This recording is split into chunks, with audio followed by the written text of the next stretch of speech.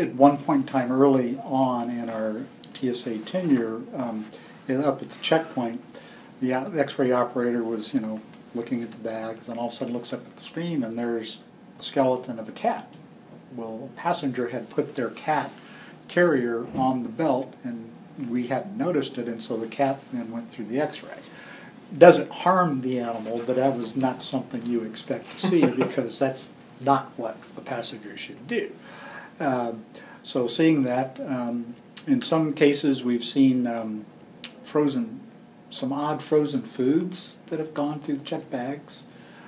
In some cases it looked like it might have been squirrels. Just seemed like an odd thing for somebody to take, but those kind of things. We see hazardous materials too, and while you may have got a really good deal on that 1.75 liter bottle of Jack Daniels, that really shouldn't be in your check bag when you're traveling because it represents a fire hazard, those kinds of things. Lithium batteries is one of the things nowadays that if we run across those, we let the airline know so that they can deal with those properly, since those are not something that can be dangerous at times, kind of thing. So we find, not too many undeclared weapons, but occasionally a passenger won't be familiar with the proper procedure for transporting a firearm, so we may discover one of those in a check bag.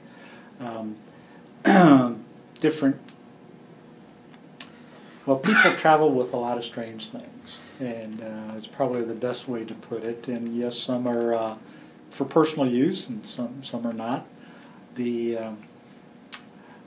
I think the food stuff is some of the things that surprises me on the amount of food things that people will take. And depending on where they're going, like when a lot of the volunteer groups, if they go someplace over spring break, for instance, they take a lot of medical supplies and basic things that, to me, just reinforces how fortunate we are to live in the country that we do.